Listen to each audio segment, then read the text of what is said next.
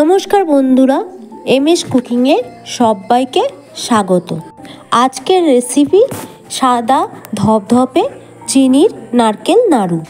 যে কোনো পূজাতেই কিন্তু আমরা নারকেলের নাড়ু বানিয়ে থাকি। আর এই নারকেলের নাড়ু বানাতে কিন্তু খুবই কম উপকরণ লাগে আর সময় লাগে কিন্তু খুবই কম। চলুন আজকে দেখে নেওয়া যাক নারকেল নাড়ুর রেসিপি। সাদা নাড়ু চিনি দিয়ে করেছি আমি। আসুন দেখে নেওয়া যাক। প্রথমে আমি নারকেল এখানে কুড়িয়ে নিয়েছি। তার মধ্যে আমি দিয়ে দেব চিনি। নারকেল নাড়ুতে চিনির মাপটা কিন্তু ভীষণই গুরুত্বপূর্ণ। যদি 1.5 কাপ পরিমাণে নারকেল নেওয়া হয় তাহলে 1 কাপ পরিমাণে চিনি নিতে হবে।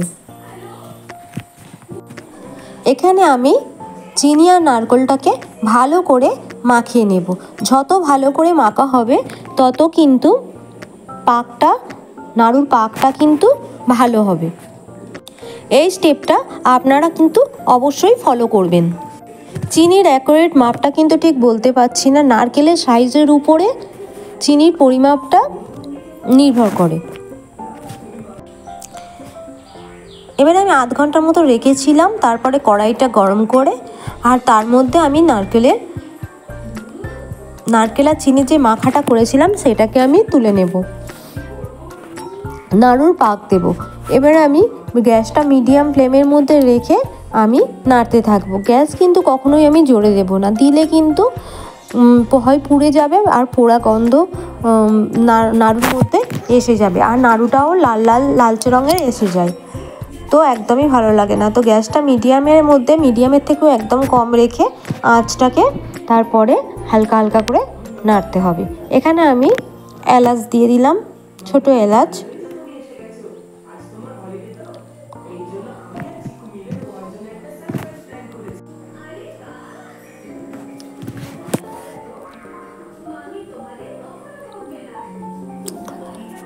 গ্যাসটা মিডিয়ামে রেখে কিন্তু এরকম নেড়ে যেতে হবে।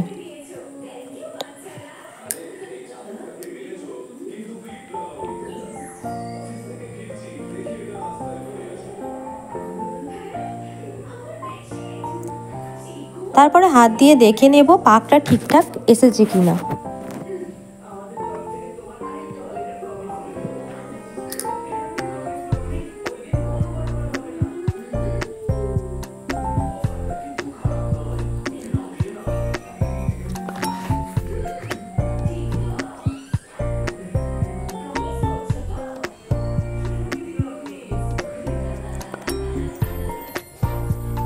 তো নাড়ুর পাক এসে গেছে।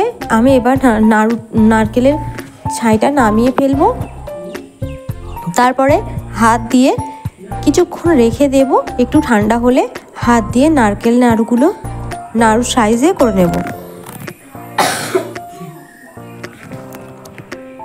নাড়ুগুলো আমি হাত দিয়ে বানিয়ে নেব। দেখতেই পাচ্ছেন সুন্দর কালারটাও এসেছে আর নাড়ুটা কিন্তু একদম সাদা ধবধবে এসেছে। চিনি দিয়ে নারকেল নাড়ু এরকমভাবে আপনারা বানালে অবশ্যই সাদা রঙের কালার আসবে, একেবারে ধপধপে সাদা। তো ভিডিওটি ভালো লাগলে লাইক, কমেন্ট আর শেয়ার করবেন। আর নতুন বন্ধু হয়ে থাকলে চ্যানেলটিকে অবশ্যই সাবস্ক্রাইব করার অনুরোধ রইল। আর পুরনো কোনো বন্ধু হয়ে থাকলে কমেন্ট করে অবশ্যই জানাবেন আমার রেসিপিটি কেমন হয়েছে। আর আপনাদের কমেন্ট করতে কিন্তু আমার বেশ ভালোই লাগে।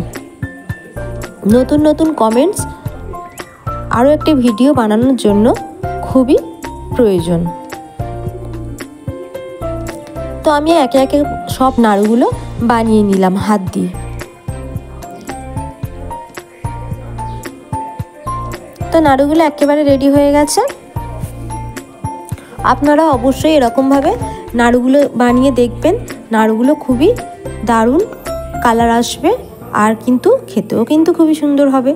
আর পুজোতে দেওয়ার জন্য একেবারে পারফেক্ট নাড়ু। তো ভালো থাকবেন, সুস্থ থাকবেন আর সবাইকে ভালো রাখবেন।